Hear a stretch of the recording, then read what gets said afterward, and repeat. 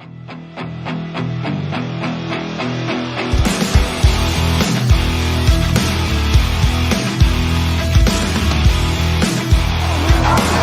a touchdown for the Hamilton Tiger Cats.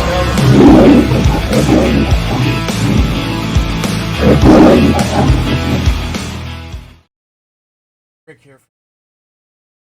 We're going to go over some.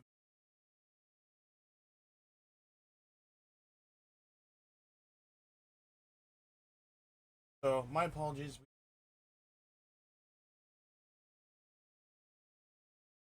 We're going to do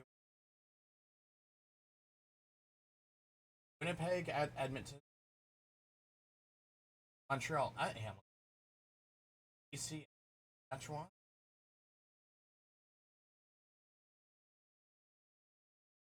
storylines to Bombers locking it.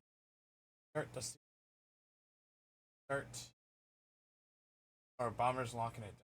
Start the 2020. So they're basic Bombers. Will Davis, Alexander. No. On Wednesday, Montreal's starting quarterback, Davis. Montreal wedge. Jason Moss said he's still not really.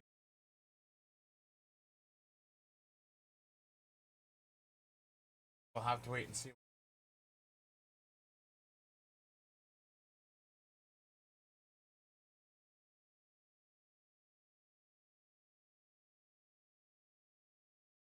Before I get in, Bethel Thompson, Alexander.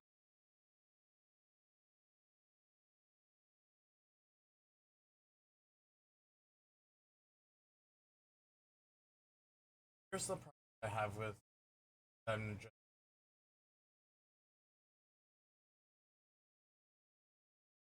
Already had your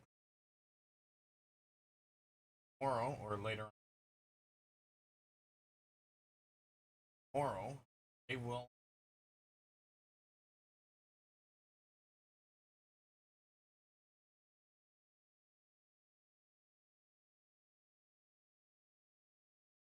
Web chart. As well as Davis Alexander has not practiced.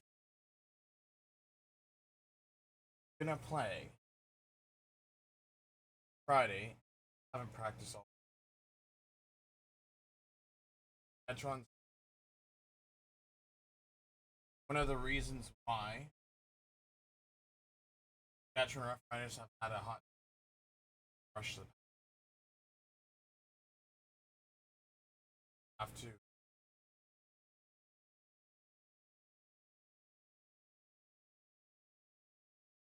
Now the question is, who's going to start this week in Ottawa? Drew Brown's still on the sidelines. Dustin Crum was taking first team reps today. Today was the first practice.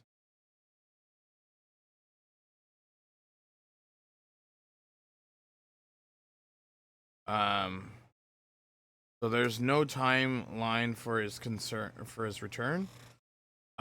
He's still limited in capacity in practice. So it will be interesting. Battle backups or if it backup. We're gonna do 4.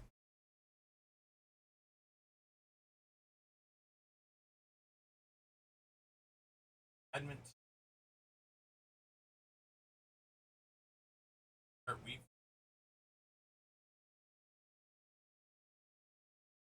We close him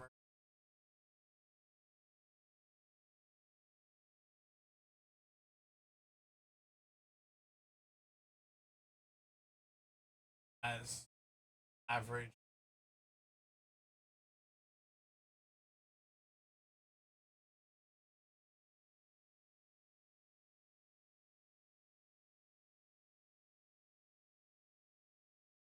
Thanks.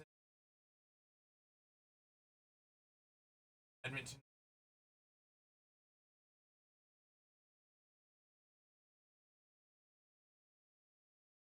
Five.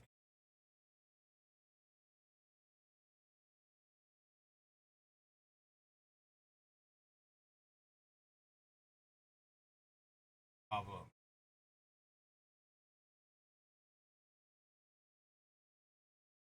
And so after school.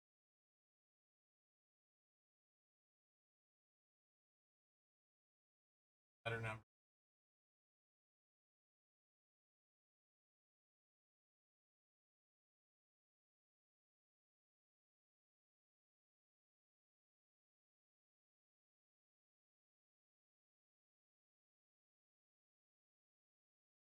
I was just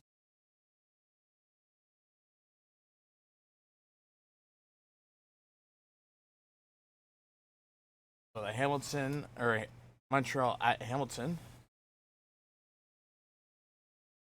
They're wide receiver.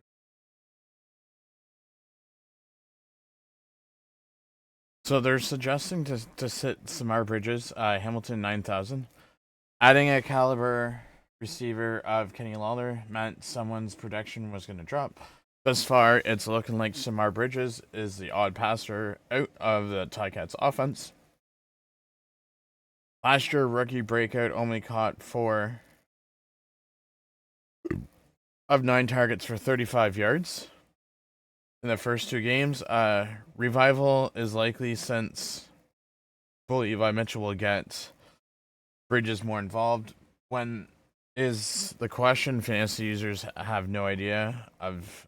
So until then, it's best to keep Bridges out of your lineup.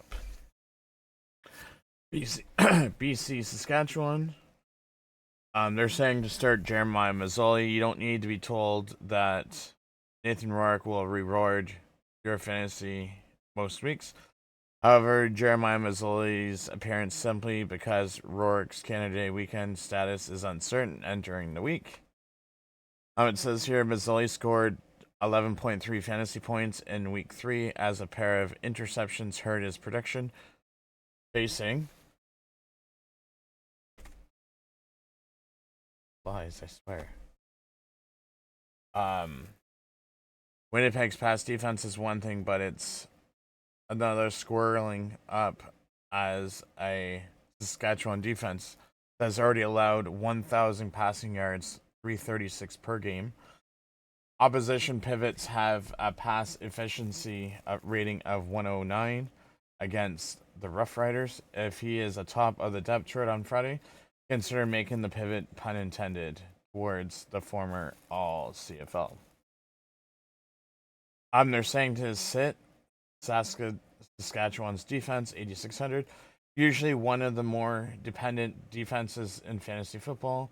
Rough Riders have a roller coaster early performance, lower than projection 1.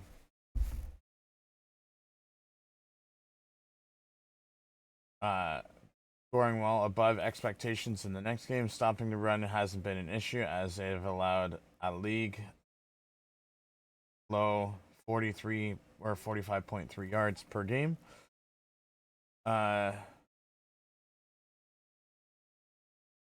That could be one that burns them. And for Toronto, at Ottawa, they're saying to start Deshaun Brissett. It says here that the Argonauts will embrace the pass game. The only natural to consider is Deshaun Brissett as a strong option for your fantasy teams after scoring 19.3 fantasy points in week 3. Only BC 117 has attempted more passes than Toronto 107, with the Argonauts struggling to discover a run game. More on that in a second. The opportunities are there with Brissett joining Monte Coxie, David Unger III, Kevin Mittal with at least 15 targets.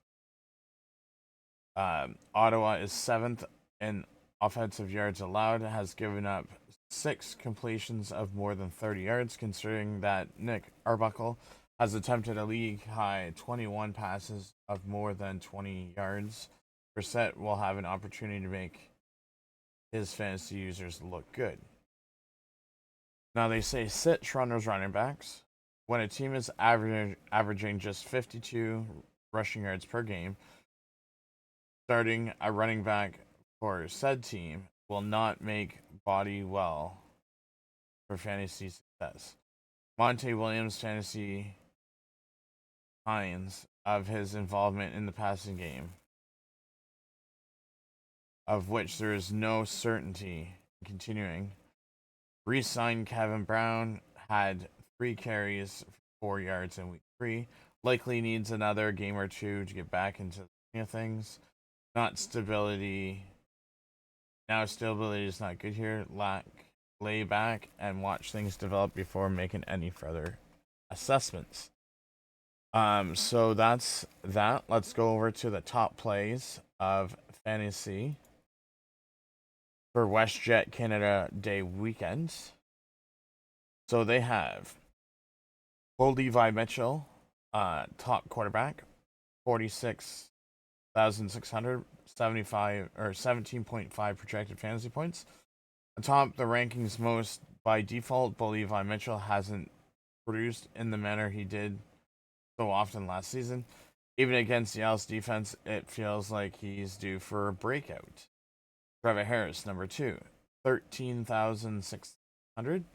Trevor Harris leads the league in yards per pass, 10.1, and is tied for the league lead with 5 passing majors.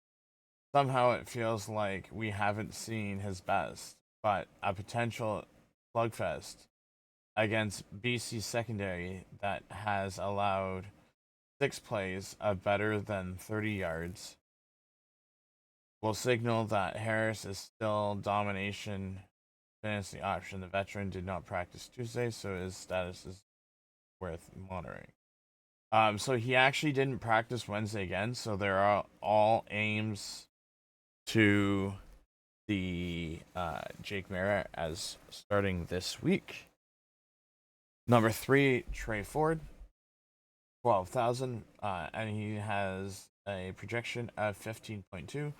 Last week's fourth quarter explosion might have been the start that Trey Ford becoming a regular near the top of the rankings, even against Winnipeg's defense.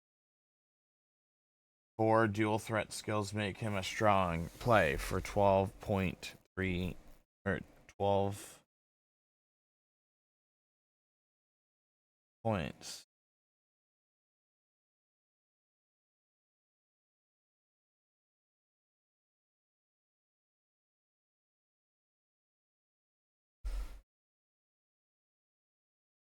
Or 20 plus fantasy points. Zach Claris. Considering week 3 as Zach Claris is taken off the rest, expect at least multiple passing majors against the Elks. Defense, as he is traditionally lit up in years. Nick Arbuckle, Toronto, 7,700, 12 points, projection fantasy points. Nick Arbuckle can be a relevization for fantasy users if he can avoid the interceptions. Fantasy projection has increased each week, and if he up trend, Arbuckle will hit 20 fantasy points against the Red Blacks. Let's go to running backs. Okay. Wanted to see if one of the running backs that I had was on this list. Won't know because I cleared my team. I played it smart. No one can see what my team is this week. AJ Olette, Saskatchewan, 12,200. With Brady Oliveira sidelined, the Regina Thor is most reliable back in fantasy play. AJ Olette has a high volume of usage that suggests he will crack 20 plus points of fantasy this week. James Butler, 11,300. 13.6 fantasy points this week. his perfection. James Butler has rarely put up consecutive games of disappointed fantasy numbers. Ignore the 6.4 fantasy points he tallied last week, and bank on Butler approaching 100 yards from scrimmage. Matthew Peterson, Winnipeg, 8,000, 5.5 fantasy projection fantasy points. Edmonton has allowed 7.8 yards on first down. Bombers will use Matthew Peterson to exploit the Elks' first down woes, which means fantasy users should count on Peters starting off their Canada Day weekend impressively. William Stanback, Ottawa, 9.7K salary, 10.9 fantasy projection. Daniel Adnaboye will have a presence in the running game, but William Stanback's performance of week 3 is a reminder that he's still a productive back. For receivers, Kenny Lawler, Hamilton, 10.9 salary, 16.3. Kenny Lawler hasn't disappointed. Caught a league best 4 more than 20 yards in depth. The Alouettes know what's coming yet won't be able to slow him down. Number 2, Tyson Philpott, Montreal, 10.8 salary, 16 projected fantasy points. Tyson Philpott has found the end zone in 2 of the 3 games, while averaging 8.1 targets per game. Philpott has barely scratched his upside and will improve his modest 10.9 yards per catch. Keon Hatcher Sr., 10.5 salary, 13.8 projected fantasy points. The league leader with 294 yards receiving, Keon Hatcher has targeted 21 times in the last 2 games. Stupid flies, I tell you. Regardless of who starts at pivot, Hatcher Sr. makes the most foundation on any fantasy point or any fantasy team. Diedrich Wheatfall, Winnipeg, 4,000, 12.2. Thus far, Diedrich Wheatfall has been money when going deep. He's caught all 3 of his targets of more than 20 yards and deep in a huge value play, who's further solidifying his status as the Winnipeg Bombers' new WR1. Keyshawn Johnson, 10,000, 14.7 projected fantasy points. Whether or not a clutch genie exists, Keyshawn Johnson has shown the ability to keep drives moving, having caught a league's best 7 receptions on second down. Number 6, DeMonte Coxey, Toronto, 10.5 salary, 12.5 fantasy points projected. DeMonte Coxey, 16.6 depth yards per target, ranks amongst the league leaders. He should continue at the pace with Nick Arbuckle's propensity to throw long. Number 7, Justin McInnis, 13.8, 15.8 projected fantasy points. Unusual to find Justin McInnis this low in the rankings. The targets have been there, but the yardage totals haven't arrived yet. Number 8, Justin Hardy, Ottawa, 10.9 salary, 14.8 projected fantasy points. With Drew Brown's status uncertain, the Red Blacks' passing game has been limited. Still, Justin Hardy is too good not to be completely ignored. Number 9, Tyler Snead, Montreal, 9.3 salary, 10.8 projected fantasy points. Scoring a combined 32.1 fantasy points in the last 2 games is one way to break into the top 12. Expect more consistency to become routine. Tim White, Hamilton, 11.1 salary, 13.9 projected fantasy points. Tim Whiting and Lawler have combined for over a third of Mitchell's targets. This week feels like a breakout coming. Eugene Lewis, Ottawa, 11,000, 13.5 projected fantasy points. See the comment on Hardy and insert Eugene Lewis's name. Okay. Number 12, Stephen Dunbar, Edmonton, 9.9 salary, 13.1 projected fantasy points. Someone has become the league's target for the Elks. While Zach Mathis leads the team with 15 targets, Stephen Dunbar did not come back west to be a complimentary piece. Defense, Montreal, 11,000. 10.3 projected fantasy points. Sigh.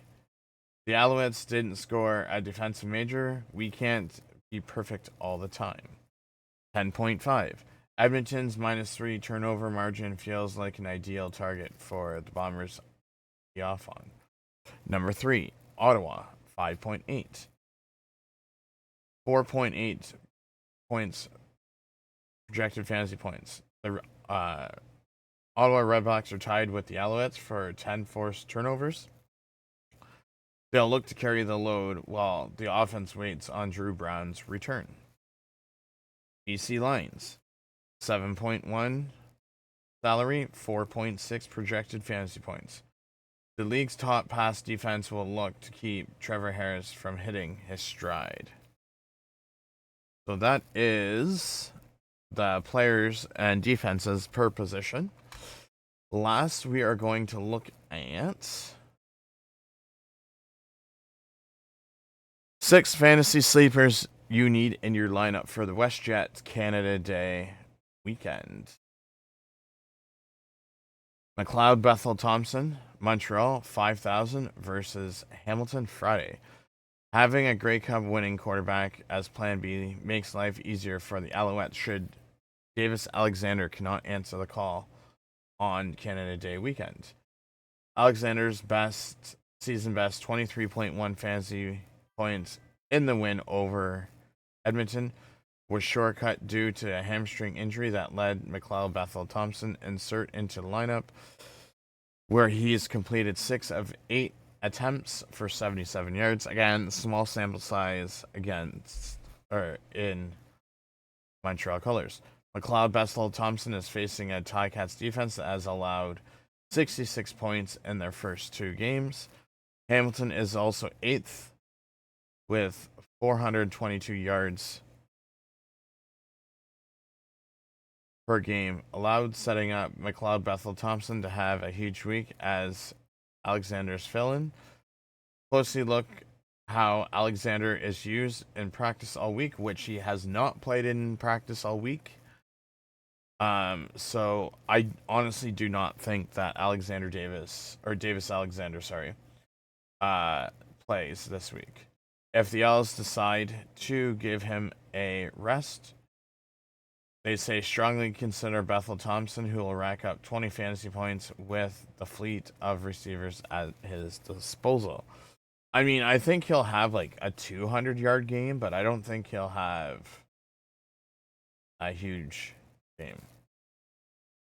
Like 300-plus yards type game. Quentin Cooley, Winnipeg, 2.5 salary versus Edmonton on Thursday.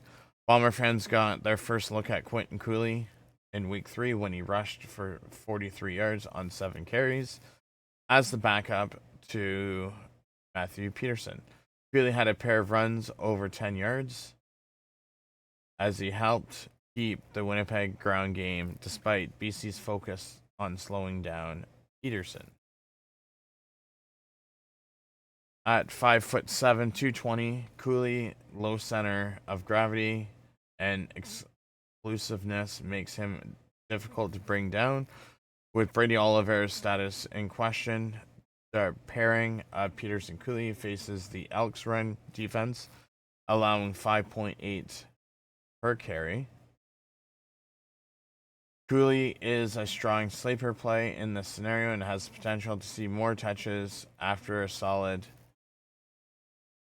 significantly boosting their chances of topping the 4.3 fantasy points he had tallied in his debut. Daniel Adnaboye, Ottawa, 4.8 salary versus Toronto on Sunday. The chilly conditions of Calgary forced the Red Blacks into a ball control style offense in week 3. It also might have ushered the backfield combination as Daniel Adnaboye rushed 10 times for 96 yards and scoring the game's lone major on a reception from Dustin Crum. Adnaboye finished with 19.3 fantasy points, paired with William Stanback, who added 82 points on 9 carries, as Ottawa generated 239 rushing yards. Don't count on the Redbox as a run intensive, as they were last Saturday, but Adnaboye's performance earned him more than just a complimentary role in the offense. He makes an interesting sleeper considering he squares off against an Argos run defense allowing 131 yards per game. Oh, and it's the same Toronto team Adnaboye spent his first 3 seasons in the league, and he won a pair of Grey Cups. A repeat of last week's fantasy numbers might be a stretch, yet Adnaboye upside is worth considering. Receivers, Kevin Montal, Toronto, 7.8 salary versus Ottawa Sunday. As Kevin Montal became more of a sleeper, his 22.8 fantasy points in week 3 suggests that might be the case. However, considering the distribution of targets among Toronto's receiving corps, he'll replace him here. Let me rephrase that. We'll place him here this week. Mitchell is sure-handed as he comes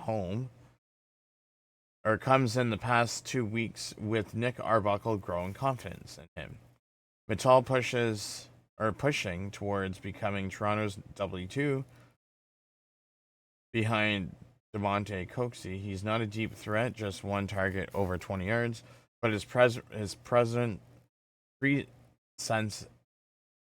over the middle will help Coxey against a Red Black secondary that has yelled 6 completions of better than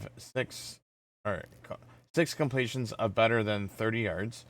Pairing Mitchell and Coxey should provide a solid foundation and could see both of them perform in the 15 to 18 range. Zach Mathis, Edmonton, 4.3 salary versus Winnipeg Thursday. Zach Mathis here because, well, Trey Ford likes to throw to him. No one would like to suspect Mathis would be the top targets, with Curly Gittins Jr., Steve Dunbar Jr., and Keon Julian Grant lined up with him. But here we are. Whether the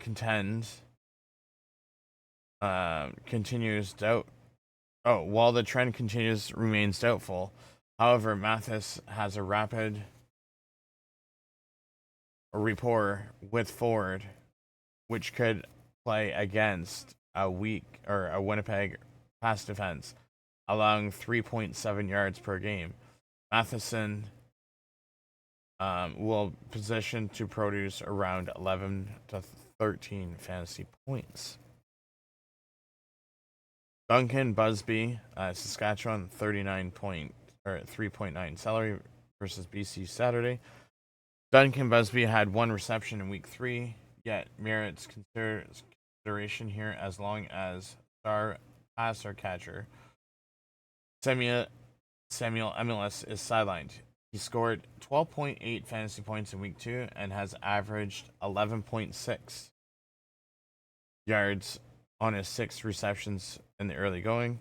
Trevor Harris has displayed his first fantasy production so far, so we're taking this week as the week he gets back on track and scores over 20 fantasy points for the first time this season. With that in mind, Duncan Busby makes a risk yet worth fantasy play considered upside. So that is our 4 storylines to watch this week. Fantasy starts for sits, top plays per position, and 6 fantasy slippers. This is Rick from Ticats Talk Network. Thursday, I will have my preview out. It will be on X and Discord. I'm going to change things up. We are going to go over the 2 depth charts. Also, numbers so far for the season, even though we've only played 2 games. So we're going to do that. I'm going to get into some other Ticat League news that has happened this week as well in the preview. So there's that as well. But I do appreciate everyone for stopping by and checking out today's Fantasy Week 4 news. This is Rick from Ticats Talk Network, and have yourself a great rest of your day.